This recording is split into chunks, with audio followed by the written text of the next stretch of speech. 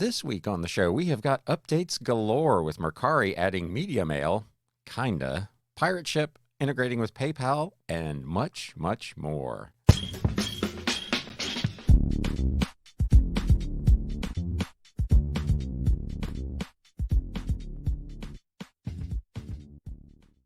What is up, Galaxians? Welcome to episode number 194 of the Galaxy CDs Rocks and Flips Reseller Talk podcast. My name is Ryan, and I am bringing you a ton of reselling news this week. There is all kinds of stuff going on, feature updates at most of the major platforms, and another big announcement of a closure over at Amazon. We'll wrap up the episode in the back half with a few interesting what sold items. So let's just get right into this reseller. News updates. If you are a seller on Mercari, you may have received a notification of this. Mercari has finally added media mail. Unfortunately, it's not perfect. Last week in the episode, I mentioned that I do ship on my own on Mercari because they did not offer media mail. And lo and behold, 2 days later, they announced that they are going to start participating in media mail shipping, albeit in a kind of a strange way. So if you're watching on YouTube, I'm going to pull up their chart here. So media mail is, for those of you who are not familiar with it, who maybe are not booksellers, it is a way to ship books via a ground service for a substantially lowered rate. Mercari defines it as USPS media mail is a cost-effective shipping method for educational materials, including books, sound and video recordings, printed music, and movies. Mercari now offers prepaid shipping labels for media mail in select categories. So this is not going to be available in categories that do not qualify. They do list some of the eligible categories: books. They must have 8 pages or more, movies, DVDs, VHS, and Blu-ray, printed and recorded music, such as CDs, cassette tapes, vinyl records, and sheet music. There are some prohibited categories. Comic books, magazines, and newspapers do not qualify. Video games do not qualify. Address books, blank notebooks, notepads, or 3-ring binders. Digital media saved to USB and flash drives, or any media material containing any advertising. And this is regardless of the date. If you have an old magazine, let's say from the early 1900s, and it contains ads, even though those companies may be long out of business and the ad certainly is no longer valid, that item technically cannot be shipped through media mail. So you just want to be aware of that. The problem with Mercari's implementation of media mail, and this is true more broadly of most of their prepaid labels, is they don't offer really the full service, and they are also not offering you the full commercial level discount that you would get if you used, say, Pirate Ship or one of the other commercial shipping services. So on this chart, if you're watching on YouTube, you can see this. The £1 rate for Mercari media mail is $4.30. The actual commercial available rate for £1 is only $3.65.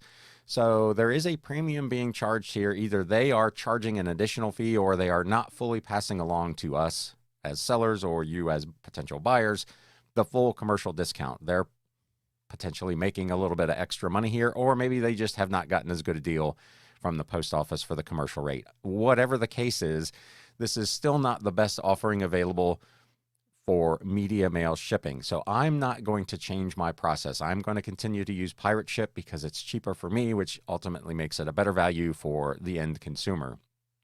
The other thing is they do not offer all of the available weights, and they do not offer them in £1 increments. The £1 increments only go up to £5, which again, at each of those levels, they are overpriced relative to the normal commercial rates. Then it goes to £10. So anything between 6 and 10 pounds goes out at the £10 rate, which again, I believe is high. The next tier is 15, and it caps out at 20, where media mail actually, through the United States Postal Service, caps out at 70 pounds. You're probably not going to send out a lot of 70-pound media mail orders. I have done some 40, 45-pounders with like sets of encyclopedias or large sets of books. So it is possible to have kind of higher weight items. But the fact that this does not actually follow the USPS media mail structure, for those of us who are full-time and or quote unquote professional resellers leaves it somewhat lacking. If you are a part-time seller or an occasional seller just trying to sell a book, this may represent a good opportunity for you. You don't want to go through the hassle for one item to sign up for something like Pirate Ship or whatever. I would totally get it. And for those uses, and that is Mercari's own mission statement, that's who they're aiming for. They're not really trying to attract kind of big professional sellers. This will be a good program. But for those of us who are doing this, if you're listening to this podcast, you're probably one of those. On a regular basis, this unfortunately just isn't that great a deal. But it is available, and it, of course, is newsworthy. Speaking of Pirate Ship, they announced this past week that they have now integrated PayPal shipping. So if you have your own website and you accept PayPal on that, or if you sell on a site like Bonanza, which processes orders exclusively through PayPal, Pirate Ship now has integrated with PayPal to pull all of that shipping information into their own master shipping, which is awesome. Now, I only do 4, maybe 5 sales a month over on Bonanza, but this is still going to represent a time savings for me because they'll just import right in here. I won't have to do copy and paste and all that jazz to ship my Bonanza orders through Pirate Ship any longer. So this is pretty cool. Pirate Ship's PayPal integration makes it easy to import your orders from PayPal and create shipping labels for them. Here's how it works. Connect your PayPal account just like you would have done your eBay or your Etsy or any of the other accounts that are available there. Go into Settings and Integrations, click on Connect New Source, select PayPal, and follow the prompts. By default, Pirate Ship imports orders with the shipping status unshipped. However, you do have the option to import orders with any shipment status. So if you want to just import all of your orders just to see what's out there, you can do that, but it is by default only going to pull in the things you have not yet marked as shipped. When you ship an order, Pirate Ship automatically marks the order's shipping status as shipped in PayPal. I will have to see if this then transfers over to automatically to Bonanza if you mark it shipped, because I've not done that through PayPal because I don't ship through them. So I don't know if it automatically marks that item as shipped in Bonanza or not. I will have to update you the next time I get a Bonanza order and ship it through this new PayPal integration with Pirate Ship to let you know if that works or if you still have to manually go into Bonanza and mark that bad boy as sold. So as always, there will be links to all of this in the show notes and the video description below if you want to go read more about this. But this is a pretty nice integration from Pirate Ship. Speaking of PayPal, they have also added features to their checkout if you use them again on your own website or a site like Bonanza who exclusively uses PayPal. They have added checkout options including Apple Pay and saved settings. PayPal has announced new features for sellers who use its services that are designed to enhance payment acceptance on their online stores. A spokesperson told E-commerce Bytes with one integration, small business will get access to these new features as well as existing complete payment solution features, which include the ability to accept PayPal, Venmo, and PayPal Later products, process card payments directly on their website, and customize the checkout experience. She described these 4 features in a nutshell as follows: the ability for small business to accept payments with Apple Pay as well as a range of other payment options, the ability for customers to save their payment methods with the PayPal Vault, which can reduce friction and drive conversion, the ability to keep cards up to date with real-time account updater, which can help reduce declines and drive conversions by automatically updating lost, stolen, or expired cards on file, and the ability for small business to access Interchange Plus pricing with gross settlement and get more transparent pricing. This article is over on E-commerce Bytes, and I will link to it if you'd like to go read the full thing. But this is, for those of you who may be using PayPal, this is, again, big news. eBay has made some updates. They are redesigning the listing page. They're making some significant changes to sellers' listings that announced this week. Among the changes, eBay will increase the prominence of seller information and make the images larger on the View Item page. eBay said it would also bring critical information like item specifics and seller description higher up on the page before any modules that show other items and ads.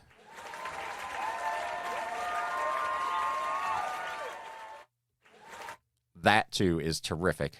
news. The idea that someone would go to your listing and before they even see your item specifics, they would see ads for other sellers' stuff never made any sense to me. So they're going to kind of reconfigure that to make it a little bit better for your individual listings. The move comes as some sellers have criticized the company for putting too many ads from competing sellers on their listings.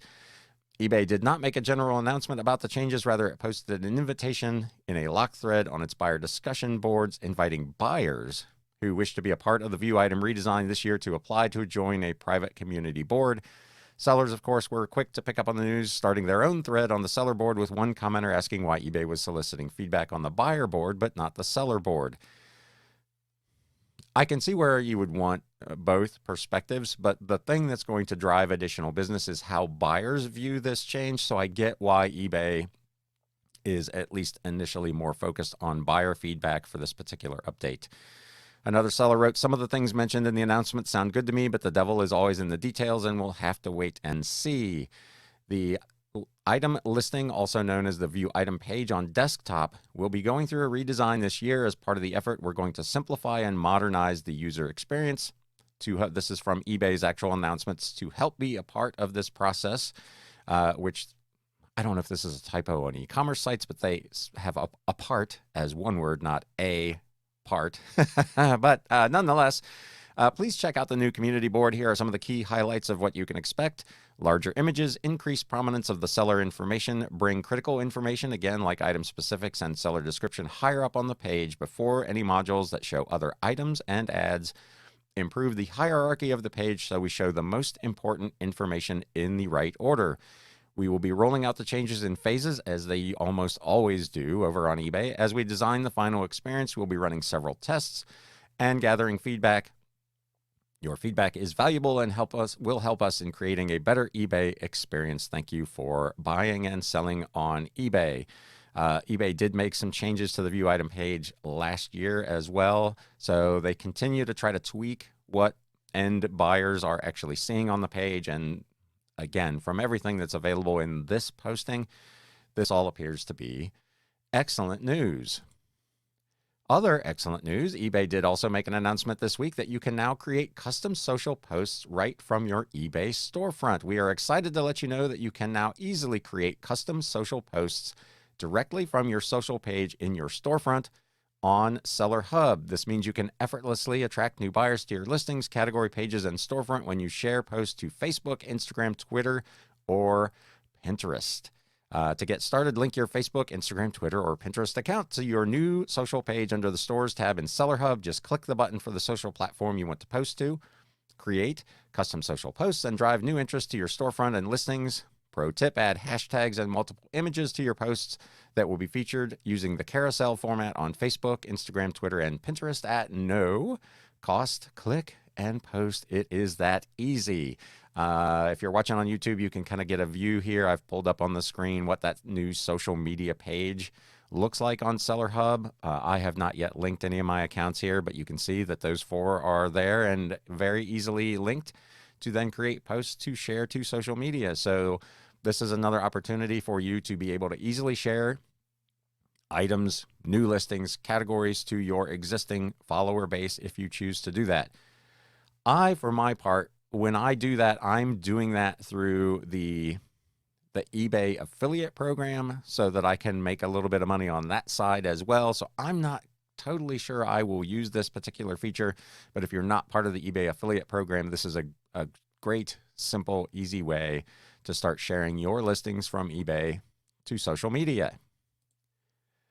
Over on Etsy, interestingly, teenagers have named Etsy a favorite site, which I would not have expected, and analysts promptly upgrade the stock to a buy. Etsy was a beneficiary of pandemic lockdowns and has retained those gains, and analysts says their stock rose 2% Tuesday after Piper Sandler upgraded the stock to the equivalent of buy from neutral and said its annual survey of teens had found the company has momentum with Gen Z. The online arts and crafts marketplace appeared on Piper's Taking Stock with Teens survey for the first time since fall of 2021.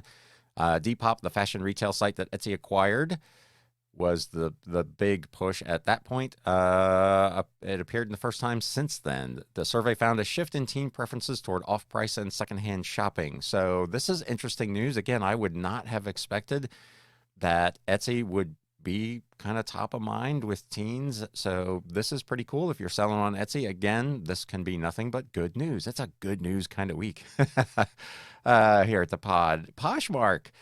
Man, it's just new feature after new feature this week. We talked about this some months ago that they had in beta their Posh shows, which was their live selling feature. They have now invited all sellers to go live with Posh shows. This article is over on payments.com. Fashion resale platform Poshmark has entered the world of live stream shopping. The company on Wednesday, April 5th, debuted Posh shows, which allows people to live stream on the site for the first time. It's a move that's happening amid a boom in the popularity for the resale space, and as several retailers grapple with their approach to live shopping. We saw a huge gap in live commerce in the US, the need for a platform that could help anyone be successful with live selling by making it incredibly simple and fun, said Tracy Sun, who is a Poshmark co-founder and senior VP of the seller experience. They began testing Posh shows, like we said, in the last quarter of 2022, with sellers hosting more than 100,000 shows and shoppers placing more than 4 million bids. The program is now open to any seller with just a closet and a phone in the US and Canada. So if you are a seller over there on Poshmark, you can now access these live shows. The popularity of this practice has helped reselling go mainstream, with ThredUp teaming with brands such as Tommy Hilfiger and H&M, and Amazon launching a partnership with Rent the Runway to expose the pre-loved used designer apparel marketplace to a larger audience. Live stream selling grew in popularity among younger shoppers during the pandemic when social platforms like TikTok and Instagram debuted their live shopping offerings. So be aware of that if you are a seller on Poshmark and you don't want to do any of the other live, you don't want to do YouTube selling or whatnot or any of those. Now Poshmark has opened this up to everyone. Last bit of news, this has appeared in a lot of different places. This particular article is over on Gizmodo. Amazon is shuttering its book depository store, which is amazing to me. Amazon's cost cutting is moving beyond layoffs as it cuts its online book retailer Book Depository. They're planning to cut ties with this online bookstore, which is based in the UK and has been part of the conglomerate for more than 2 decades. This announcement comes as Amazon is working to cut costs and has laid off 18,000 employees this year and another 9,000 in the coming weeks, as we talked about, I think, last week on this show. Book Depository has been part of Amazon since 2007, but will close its doors on April 26th, so it's just a couple of weeks away, not very far at all. The company says customers can still place orders online until closing day at 7 a.m. Eastern Standard Time, and that any book purchases made prior to that would be delivered. So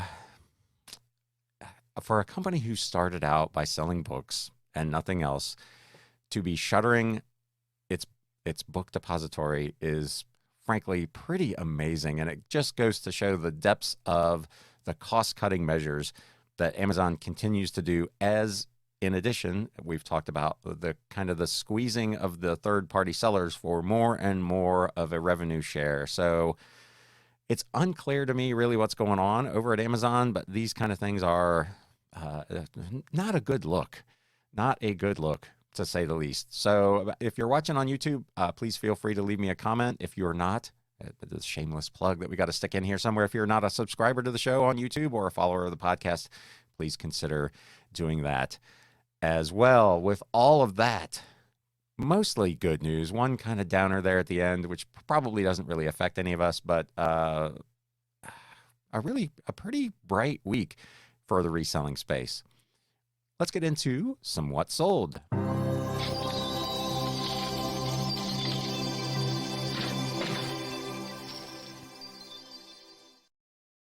So if I'm not mistaken, this list is almost exclusively books, but it's still, there's some interesting stuff in here. And so actually, I take that back. There is at least one set of records on here. So we'll get to that. This first one is a book, What is a Father? Children's Responses by Lee Parr McGrath from 1969. This was a paperback book. I had it listed for $29.99 or best offer. It was in my current 30% off sale this month. So it sold for $20.99 plus media mail shipping. This was a kind of a cool book. A look at what kids defined as a father. So I kind of flipped through this as I was listening at. This is from a big lot of books that I own for about 3.5 cents. So not a bad flip to get things kicked off.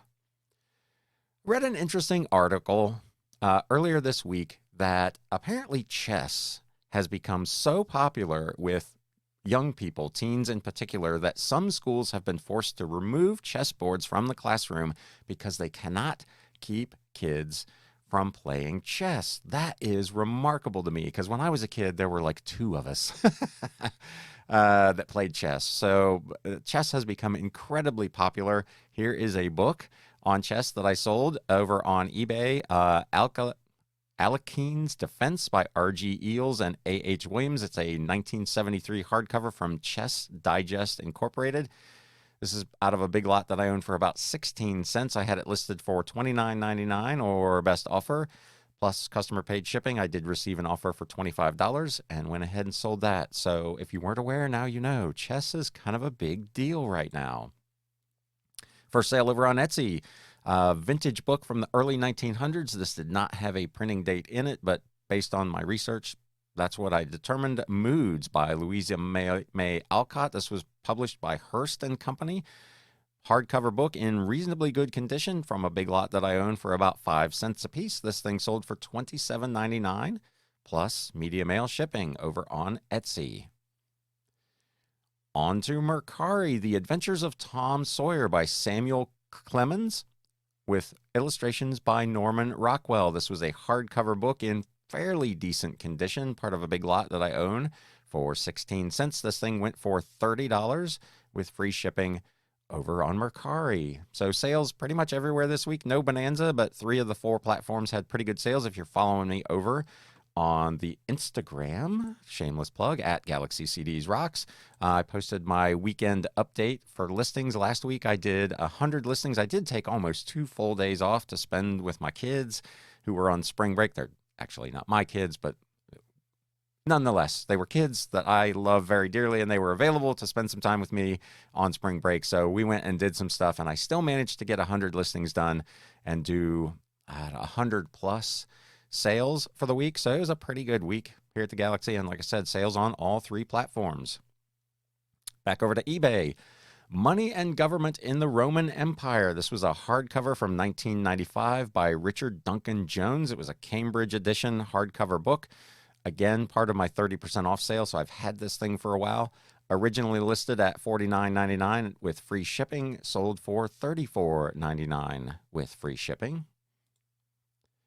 Back over to Etsy. I Married a Ranger by Dama Margaret Smith. This was from Stanford University Press, illustrated hardcover book from 1931. This was a part of a big lot that I own, again, for about 3.5. Is that right? Yeah, about 3.5 cents. Sold for $42.99 plus media mail shipping. Continuing on Etsy, this was part of a set. This one was kind of an interesting one. So I did a big buy several months ago that was about 3,500 odd books. And within that collection were several sets of different types of books, Time Life books and Reader's Digest books. And there was this vintage 1974 set, Understanding Human Behavior, the Illustrated Guide. It was a 24-book set, and there were 23 volumes in my purchase. So I went on eBay to see if I could find the one missing volume, and I was able to find it for $5 free shipping. So 23 of these volumes I owned for 16 cents, and one of them I owned for $5. This set sold for $69.99 plus media mail shipping over on Etsy. So individually, clearly they were not worth very much. I looked up several individual ones, and they were all kind of selling in that $5 to $7 range. Many of them with free shipping, which just is not, it's just not worth doing for me. But a set of these for $70 kind of made sense. So it was worthwhile spending the $5 to get one copy of the one book I needed to be able to make a complete set. This was a pretty cool find. Something to be on the lookout for if you're looking at old vintage books. There were only a couple of these out there, and they were fairly expensive. Applesauce Needs Sugar by Victoria Case. This was a Doubleday first edition hardcover with its dust jacket from 1960. This happened to be an ex-library copy, so it wasn't in the best condition. It had some library markings and the card holder in the back and that kind of thing. But a really rare book. These were selling anywhere from $100 to $125 in really great condition, but there were no current listings at the time I listed mine, so I did put it up at $94.99 or best offer, plus customer paid shipping. It almost immediately had several watchers. I sent out 15% off offers and sold it almost right away. This thing sold within less than 24 hours for $80.74, plus, again, the media mail shipping. For a book I own out of a big lot for 16 cents. So this was a really, really nice flip. And lastly, our flip of the week.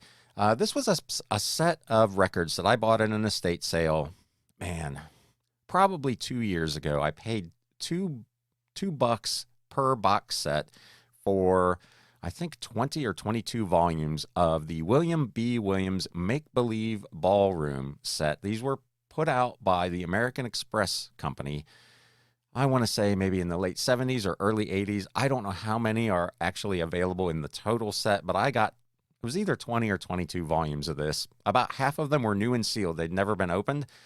I had them listed at various prices from $18.99 to $24.99. I've had them long enough that they were in my current 30% off sale, and I had someone reach out to me about 6 particular volumes asking if I would do a deal and combine shipping from their original prices. If he had bought them all at my current asking prices, this would have been about $140 worth of stuff plus another $20 in shipping. I made him an offer for the 6 at $99.99, and I would eat the shipping. He went ahead and took that. So this ended up being a pretty good flip. These records have been here a lot longer than I would have liked, but nonetheless, it was originally a $40 to $48 purchase, and in this one sale, I made about $60 net profit, and I've already sold a couple of these sets individually, so I'm well into the money on these, and I've still got some left. This particular one, obviously, 12 of them at $2 a piece. I got $12 plus the shipping in it, so maybe $24, $25 total. So pretty nice week overall here at the Galaxy. Again, busy week with listing despite missing a couple days. I got 100 of them in. Next week will also probably be pretty light. I'm going to spend some time at my storage unit kind of cleaning out some stuff that I know is just not going to sell and either make some donations, probably to Goodwill or the local thrift store, of some old paperbacks that I'm probably not going to mess with. I will check them all to see if there's anything of value over there before I discard them, but I'm going to try to clear out some additional space because we are back into decent weather. The spring has sprung. Garage sales are going to start popping off, and I'm going to start heading back out to some estate sales in the next couple of weeks as I am rapidly approaching the end of my 2 big bulk buys, which is pretty remarkable. It's taken me almost a year, but I'm close to being through all those. So again, let me know down in the comments below, how was your week? What were your big sales? What's been going on? If you're listening to the pod, you can, of course, email me over at galaxycds@gmail.com and let me know how things are going for you that way. As always, thank you so much for spending a little bit of time listening to my ramblings. Again, some really good news. The pirate ship integration is big news for those of us who use PayPal. The media mail thing over at Mercari is kind of a mixed bag, but for smaller sellers is probably very helpful. I'm sure it's cheaper than counter rate, so it's a win. eBay continues to make upgrades and design changes with the idea in mind of fostering better buyer interaction. So all in all, a really good week for the reselling platforms. With all that said, hey, it's time to sell. Thanks, guys. You have been listening to the Galaxy CDs Rocks and Flips Reseller Talk podcast. Thank you so much for tuning in, and we will catch you again next time.